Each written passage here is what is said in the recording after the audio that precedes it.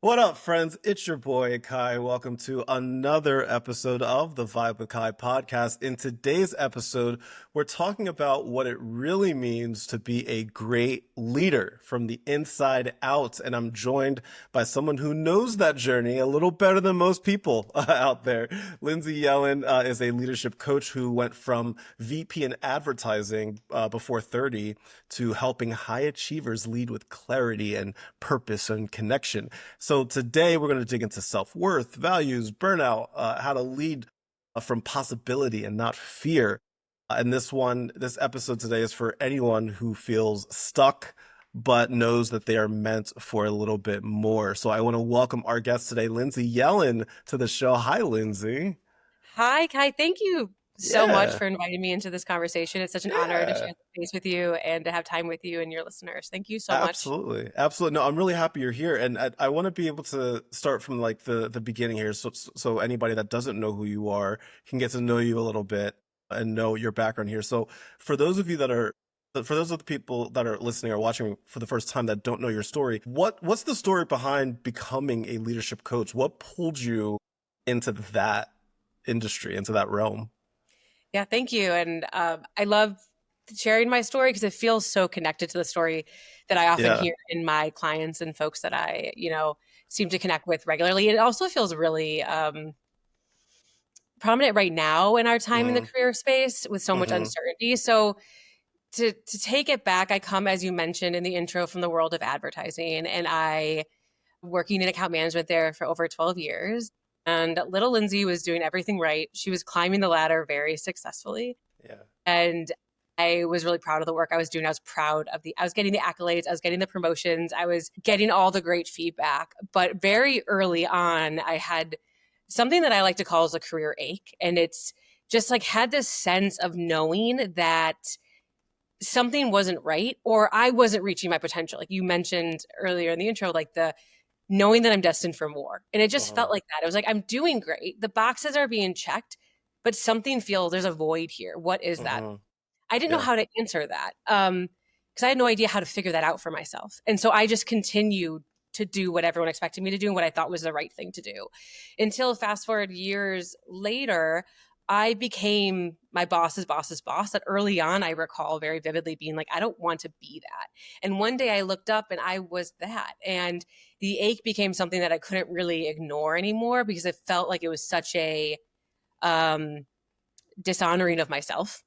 And I Yeah. was leading myself from a place of a lot of anxiety and stress and overwhelm, and still felt very confused as to what am I going to do about it.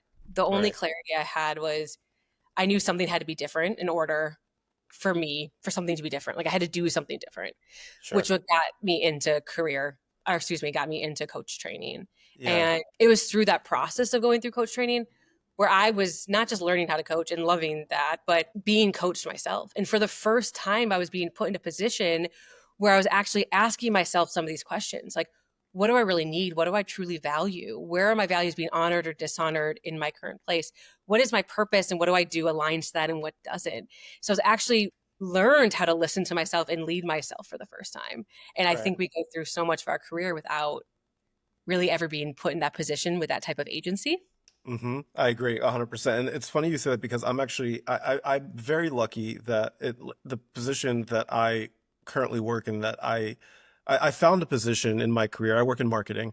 Mhm. And I found a position that I currently am at where I finally feel like I'm able to, I feel like I'm valued. I feel like my potential is limitless. Like I can see what the next step is.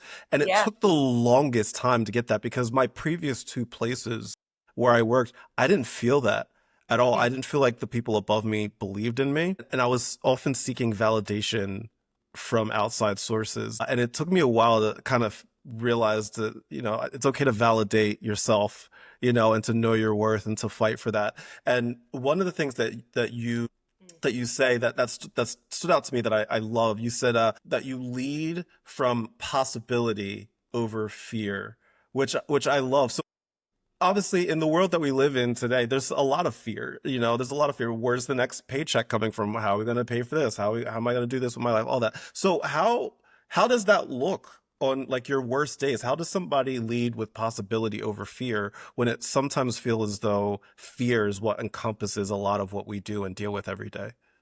Yeah, and you are so right. Fear is just, it is just, it's in everywhere that we turn and look, whether it's Yeah. within our immediate life and then zooming out from a global perspective, it just feel like fear is infiltrating from all Hmm. corners. And I think this is one of the things I work on the most with my clients, as well as keep myself accountable to, is it is very easy to lead ourselves and make decisions from a place of fear. It is our automatic place because it's also a place of survival, which is what our brains are wired to do. However, if we're able, if we have enough self-awareness as well as enough self-connection to be able to stand in a place to invite in other perspectives, that's where possibility becomes really powerful. And what it looks like is just actually having the presence to say, if I were to make this decision or respond to this or whatever you're facing from a place of fear, what would that look like? I'll use an example where this became super clear for me was when I was making this decision of, am I going to go from corporate and go fully into my own business, which I had a million reasons not to do it. That were all very fear driven. And I remember Kai sitting like in my apartment in Chicago, scrolling to distract myself from like the Yeah. uncertainty, overwhelm, right? And I found, and this is of course during COVID too, and I remember scrolling and stopping on this quote from Michelle Obama. And in the last line of it is, don't ever make decisions from a place of fear. Make Hmm. decisions from a place of hope and possibility of what should happen, what should not happen, instead of what should not. And it just like a light bulb just went off. And I'm like, Yeah. okay, if I were to make my decision of leaving or staying from a place of fear, what would I do? It was very obvious. Of course, I'm going to stay. That is what's safer. That's what feels more secure. That's what feels like, there's a million things, scary things, are the risks that are there. Yeah. But when I took a moment to say, if I were to make this decision from a place of possibility of what could happen, what should happen, in a place of hope, what does that look like? And as soon as I gave myself the permission to imagine that, it was like, oh, how could I could not do it? The Right. possibility of the fulfillment and the passion and the allowing of myself and the impact I could have was it. So it's simply that inviting in that perspective of possibility. Right. And I think don't often give ourselves that permission because we don't know how to, Hmm. because the fear is so all encompassing and is so natural for us. Hmm. Absolutely. And I feel as though, and I know a lot of people watching and listening are going to feel this. I feel like there's a lot of people that are in positions of leadership, right? But don't feel like leaders. And I know that sounds like weird to say, but like, I feel like a lot of leaders know how to perform leadership. But one of the things that you do is you focus on helping them actually feel like leaders. Lindsay, what's the difference? Tell everybody what is the difference between performing leadership and actually feeling like a leader. I'm like smiling so big because I feel like you're in my head. I was just actually just reading my newsletter about this because I feel like so often I talk to people that say I'm not leaders, whether they are because they're not in a senior position, because they're not in corporate, or because they're questioning their confidence and they're like, I don't think I'm a leader right now. The difference is, and what I like to really get across is like everyone is a leader. We are Mm. all leaders because first and foremost, you are leading yourself day in and day out. You are leading your career, you're leading I your don't like family. to listen sometimes. I'll lead myself, but sometimes I don't want to listen. Like I'm very stubborn, you know? I feel that deeply. I'm like, wait a minute, leader Lindsay, like really? I think we forget this. And it's so easy to put leadership in a certain box with a certain criteria. Yeah. And we don't realize the influence we have in all areas of our life at all times. So the difference in just like I am leading versus fully embodying leadership to me comes back down to the root of what I do of self connection. Because if you actually understand what your values are, where your purpose comes from, the type of impact that you want to be having on other people, what triggers dysregulation, what are your like voices of self-doubt or saboteuring thoughts that can drive behavior that makes you get out of aligned leadership, Hmm. then you are an intentional leader. And then when you're walking into the room, you can walk the walk you want, the talk that you Right. want that feels authentic to you versus, oh, I'm just standing up in front of a room. I need to lead my team now. Everyone can Right. see through that. Right. But so it starts with self leadership, which fuels your ability to lead others. Right, right. I love that. And I want to go to the other side of it that I find just as Mhm. interesting because you work with a lot of people that are high achievers, right? People that quote check all the boxes, right?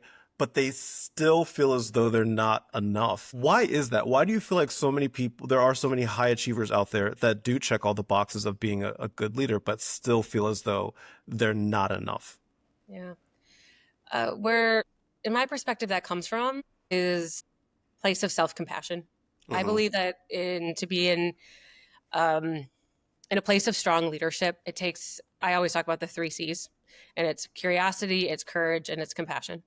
And I think when people are so hard on themselves and they're maybe doing everything right and still feeling, so judgmental and these really high standards and perfectionism, um, it's because it's their insecurities that are leading. It is their saboteurs. It's the parts that are trying to protect them from something, that are creating all these critical thoughts, Mm-hmm. that are driving these inner narratives that are so loud that they are hard to push through. And it keeps them from taking risks. It keeps them from really seeing their potential, seeing the possibility, all of that. And they're living in this place of just shame. And we all have it. We all have these parts of ourselves. They're just from when we were little, and they have been developed and they're very strong. And so I spend a lot of Yeah. time with my clients understanding where those voices of self-doubt and criticism come from, and not just what they are, what they sound like, but what are they trying to protect you from? What are they afraid of? And then the way to start to integrate them and manage them is, how do we cultivate a practice of self-compassion and Mm-hmm. start to actually bring in some loving kindness for ourselves, so that when those voices happen and those thoughts come, which is inevitable, we're able to counter them with something that is actually very productive for us, and to move through it and shift our perspective into something that is able to give us the control back, versus letting those criticism, those parts of ourselves run the show, which is then going to have us acting out of fear and protection. Mm-hmm. I want to talk about burnout as well, right? Yeah. Because I know a lot of leaders, including myself, we burn out. This kind of happens sometimes, Especially right and I'm now. not, yeah, like, and I'm not just talking about like tired burnout, like it, Yeah. like it's the I don't even know who I am anymore type of burnout as well. Like, Mm. what leads people there, and how do they come back from that? I actually would love to, get curious with you about that, since you're Yeah, like yeah, yeah, feeling it, talking from your perspective. Like, what is that like for you? Like, how do you realize when it's coming, yeah, or do you only realize once you're in it? And yeah, what brings you yeah. there? That's a great question. I think for me, I realize it when it's happening, right? Yeah. Because like I'll usually go into anything fully confident and Mm. knowing like, okay, this is the plan. This is what I'm gonna do. I'm gonna give it everything I got. But then there's obviously those times when I'm like, am I losing myself? Am I like, am I on the right track? Am I making the right decisions?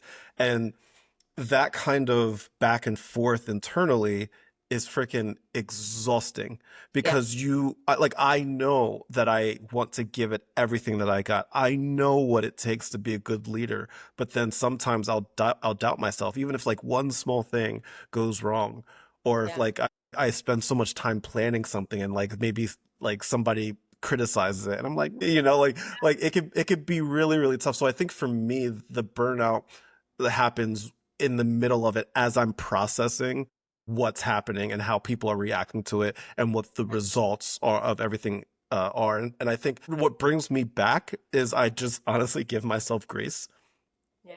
And I know that I'm doing the best I can with what I got. And I'm one person. And so I just try to ground myself as much as possible and I'll just be like, okay, yes, you had your moment. Now let's focus on what to do next. And I wasn't always good at that, but as I've gotten older, it's gotten a little bit easier. I want to repeat back some of the things you said that I think are Yeah. really important for folks to learn from. And when talking about burnout, what I heard, what stood out the most is, first is that sense of overwhelm, the sense of Mm-hmm. the over criticizing of self, the overthinking. These seems to be Mm-hmm. like clues that Mm-hmm. something's happening, like overwhelming self doubt. Like you can't pull yourself Yeah. out quickly or let it go. Mm-hmm. You also mentioned, I don't know if I'm going to repeat it exactly right, but like, who am I? Like losing Yes. yourself. Mm-hmm. And I think that that's a huge signal of like, you're no longer grounded. Like you talked about, getting grounded again. Mm-hmm. You're like floating. You have nothing to kind of tether you back Yep. to Mm-hmm. what to guide you. And then what I think is really critical of what you talked about, how you get yourself back, that you've, gained through time and wisdom, is that you do have the presence and awareness to notice these things, Yes. to acknowledge the fact that, okay, it's happening and you have something to choose. So what happens, I think what makes burnout really bad is it's all about habits. So if we're staying in the same bad Yes. habits over and over again, we're Yes. wearing ourselves out so thin that we're burning out even faster and harder. Hmm. And in the world of habits, to try to change and build resilience for something different, you have to start with that presence and awareness, knowing what are Yes. the triggers of burnout, what are the signs of the burnout, right? Right. Right. Um, Right. when I'm losing myself, when I'm unable to pull myself out of ruminating thoughts and self doubt. And so Right. once you have that, you also need to know, what do I choose different? What are my resources to be able to start to recover, to ground Hmm. myself?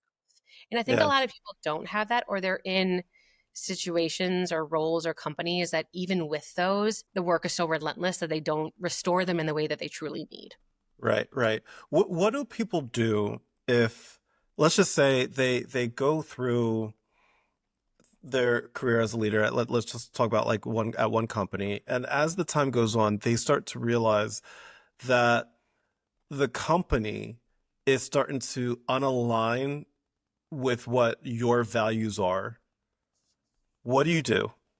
Yeah. It's so funny because I was just thinking about how I wanted to bring values into I'm in this. your brain today, You Lindsay. are I'm in so your in my brain. brain. I like love it.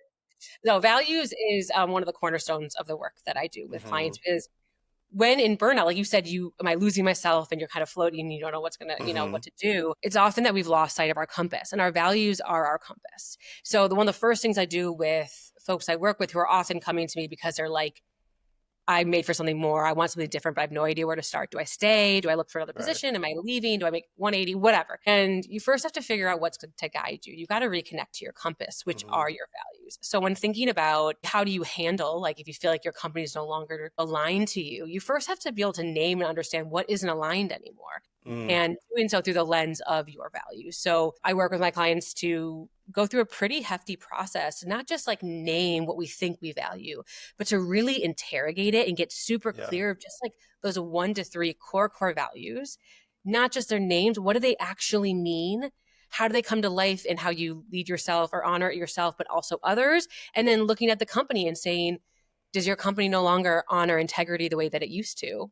Is that Right. what's just happening here? Or Right. transparency or respect or collaboration? There's a million things it could be. And Right. what I noticed, and I'd love your take in your experience with this or with values in general, but when you're able to name something, Hmm. you're able to start to take back so much power. And that's the Sure. most powerful thing about values, is when they're able to name, oh, that's it. My Right. company, I no longer feel respected or valued at Mm. my company anymore. And a core Hmm. value of mine is respect.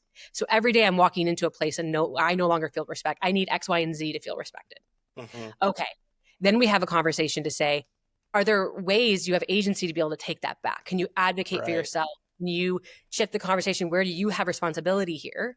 And if it's actually this is out of your control, you cannot get this back, then there's a bigger question of, then can you survive without it? What are you tolerating? Is the compromise is too big?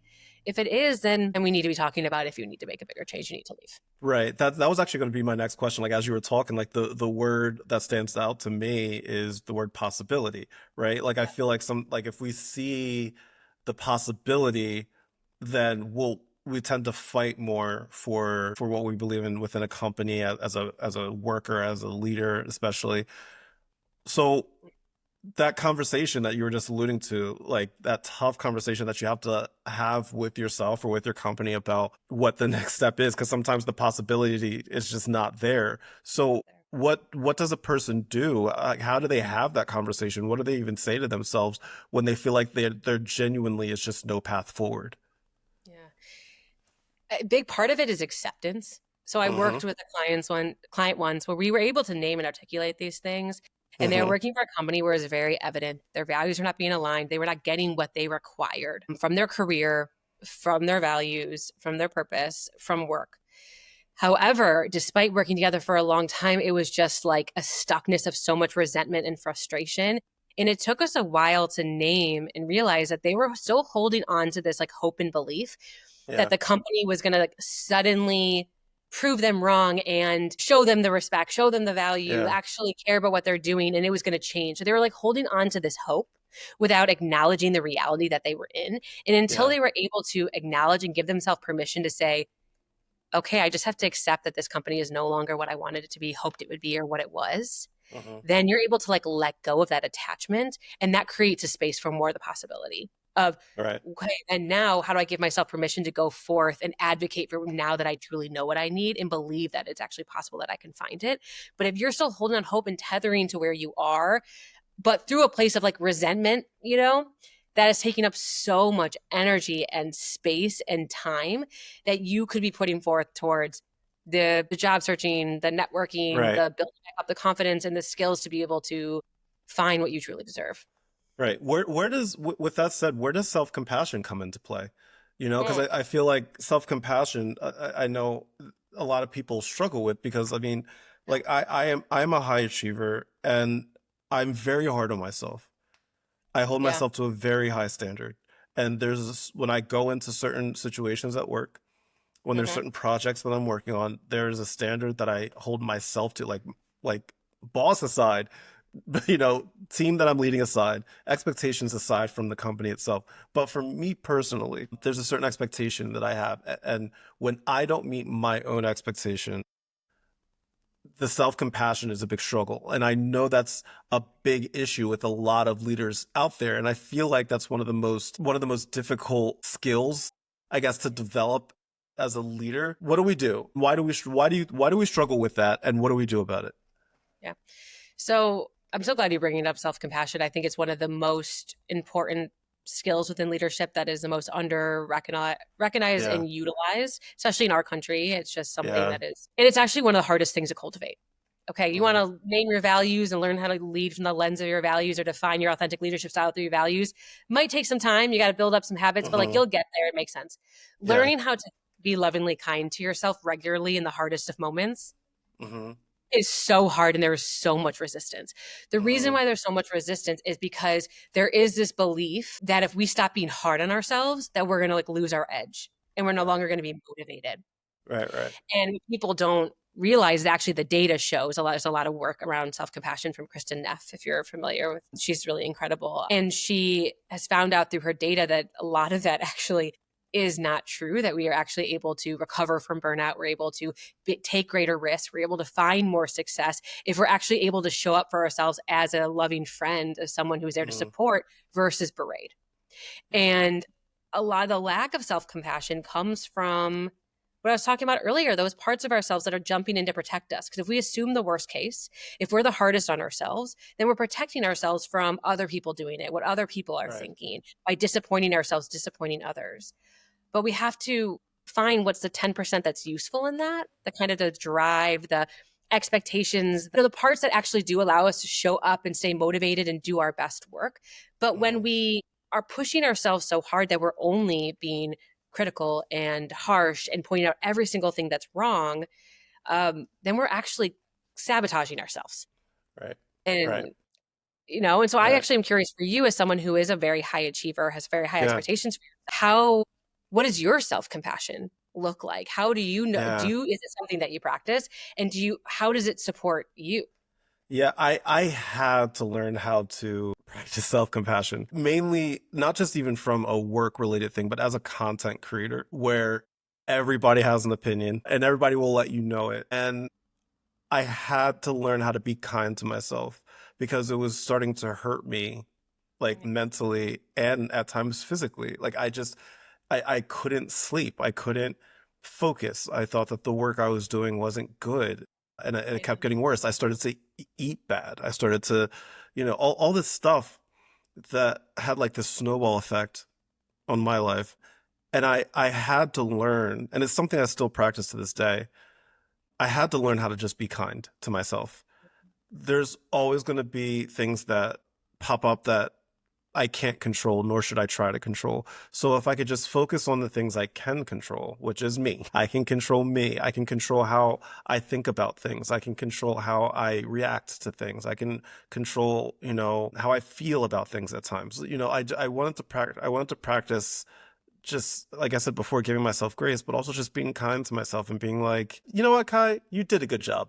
You did a good job. Even though this person said that they don't like it, or, they're like, sometimes people will just like randomly say things online like, why did you shave your beard? I'm like, well, I shave my beard every 2 weeks, but like sometimes people, they don't see that. And so they're just like, you look better without the beard. And I'm like, well, okay. Like, and I used to get so upset over little things like that, but now I'm like, wait, Totally. why does it matter? It doesn't matter. It's going to grow back in 2 weeks anyway. It doesn't matter. So I had to learn because it was hurting me physically and Yeah. mentally, you I know? identify with that so deeply. I too had Hmm. to and take time to learn. It had to be a conscious effort. And I had a Yeah. similar Yeah. realization back a couple years ago. I had was doing my business full time. I just moved across the country and my life looked so different. And I wasn't in that same Yeah. kind of environment that was really, I don't want to like to say toxic, but it wasn't really aligned to me, right? Hmm. In the corporate world. But yet I was still so hard on myself and being in a new business. Like there's a lot of Hmm. things I could talk about. One thing I want to share around it that for me that might resonate with others is like if being really hard on yourself and your harshest critic and thinking all these thoughts worked, then like you would probably be where you want to be, or like something, Right. something would be Right. different. Right. But Right. it's Right. strategy isn't working. And I Yeah. realized that. And I was like, I really want to make a conscious effort to be, what if I could just be nice to myself? What if I Yeah. could accept parts of myself that are hard to accept? What if I could Hmm. show up for myself the way that I show up for Hmm. others? Yes. Yes. And that was the unlock for me. And I began my journey of mindful self compassion, which is a practice through Kristen Neff and Chris Germer. And I offer that to folks to do their own research. And there's so much resources out there. And I bring it to my client, every single one of my clients, because Right. that's the heart of the work. If you are able to cultivate a practice where you can show up for yourself, be kind to yourself when you're in the most difficult moments, be able to regulate yourself through a place of self compassion. Yeah. Talk about leadership, that is like Hmm. the strongest form of self leadership is through regulation, through self acceptance and self kindness. Right. So with all that being said, there's a certain balance that I feel like we have to find, right? Like it's one thing to give ourselves grace. Obviously, like that's something that we practice, but we also, in a way, have to hold ourselves accountable. How the heck do we find that balance of holding ourselves accountable with offering ourselves grace, but also still like how do we figure that out? I don't like that's really hard sometimes. That is really hard. Then that goes back to kind of Yeah. this belief of if I'm too soft on myself, then where I'm going to lose my edge. I'm going to lose my Hmm. motivation. I'm going to lose my resilience, all these things. And I think it's decoupling that by Hmm. bullying ourselves that equates to performance or equates to motivation. Yeah. And one is what really is motivating you? What is your why? What are you trying to achieve? What's the impact you want to have? Why are you trying to put so much effort and what drives your expectations for the work and the projects that you do and the leader that you are in your work? Yeah. And when you connect more to that versus just the output, I think that can start to change the conversation too. And Hmm. self compassion doesn't always have to be so soft. It's not always have to Mm. be so, Yeah. like you're doing the best you can with what you got, or you're enough as Yeah. you are. Like there are moments for that, Yeah. but there's also like, hey, you can do this. Like there's also Yes. that fierce compassion as well. And Hmm. there's different kind of like mama bears for yourself. There's like the cuddling Hmm. type of like, I'm here to support you. And then there's the like, I'm going to protect you. You got to get your butt out there, like put Yeah. it into gear. Like you know that this is the right thing to do. So get up and do it. You know that you Yes. can do better. There's how do you fuel motivation from a place of kindness and self respect versus berating and self doubt and judgment. Right. Right. I love that. I love that. All of this, I'm hoping that as people are listening to this, number one, if you're listening or watching, I hope you have a pen and a pencil. I hope you've been writing this stuff down because I expect you to start practicing this stuff today when you go into work and when you're even outside of the work situations when you're just being a leader. I want you to listen to this because Lindsay's dropping some knowledge here for free. So enjoy it. With that said, though, like there's a lot of knowledge that we dropped today. But if there's one takeaway from this entire conversation that you want people to understand about leadership, especially just from us as we find our self-worth as we go through our journey, what's one thing that you want people to take away? I want to go back to the possibility over fear because Yeah, I think yeah. that's a great place to start of even just inviting in the question. When I'm waking up in the, each morning, when I am sitting in meetings, when I am taking job interviews or, writing something up or joining a call, am I Uh-huh. doing so from a place of fear? Am I doing so from thinking about what shouldn't happen? Am I Right. doing so from what can go wrong? Am I doing so from a place of judgment of where I might fall short? Um, and if that's true, what would be possible if Uh-huh. you were to invite in the perspective of greater possibility and hope? So it's just awareness in that. And that's a one bit of awareness that I think is most important. And I think if we were to zoom out, it's just based on some of the themes we had today, inviting in some more of that presence of, am I being really, really hard on myself? Am I being very fear driven? Am Right. I not talking to myself in a way that I would never talk to anybody else? Am I totally unsure of my values? And I don't know, am I feeling, like you said, floating, like, who Uh-huh. am I? And Right. just asking those questions and just bringing presence and awareness, I think, is the best place to start. And if you're noticing you're answering yes to a lot of those things, then I think it's a really great time to how to get reconnected to yourself with some of the tools that we talked about today. Right, right. I know that you help people on a daily basis with this type of thing. If somebody's listening right now and they wanna learn more about how you could possibly help them, where can they go? What can they do? Yeah, thank you. First and foremost is they can come to my website of yellingcoaching.com. And from there, just grab time. I want to meet you. Let's just chat. Whether it's one conversation that helps gain you some clarity or turns into a more formal relationship where we dig under some deeper things, I'm here to support folks in any way. The other is I have a newsletter I send weekly with different leadership inspiration and insights and tips, often told through my own experience and stories and those of my clients, to connect on these deeper things that we talked about. So that's a very easy way in, just to start to get more comfortable or get more exposure to some of these things, and through my work. And you can also sign up for that either through my Instagram or through my website as well. And I'd love to welcome you to the crew. Yeah, absolutely. And to make it easy for everybody, in the show notes of this episode, all you'll have to do is click. It'll be there, both the social media aspect of it and the website. All you have to do is click. And like Lindsay said, just start the conversation.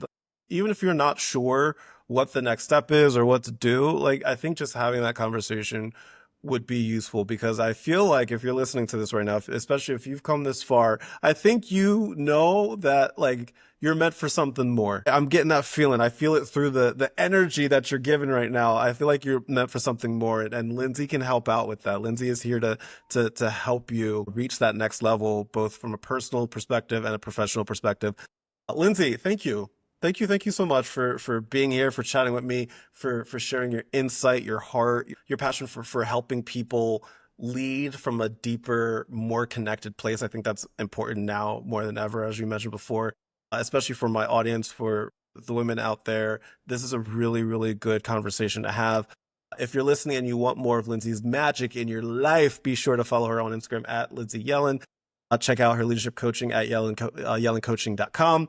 And definitely subscribe to her Grounds for Growth newsletter, like an espresso shot of wisdom every single week. I'm a tea drinker. I don't do coffee as much as I used to. I'm a tea person. I love You know tea. what? I've been drinking more Yeah, tea than I've been drinking a lot of black tea recently. So once there we again, go.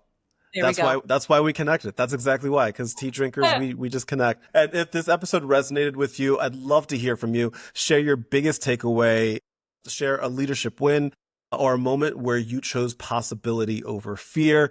And as always, don't forget to leave a rating or a review. It helps more amazing humans like you find their way here. Until next time, go be kind to yourself today, my friends, because you deserve it. Thank you again to Lindsay Yellin for being my guest today.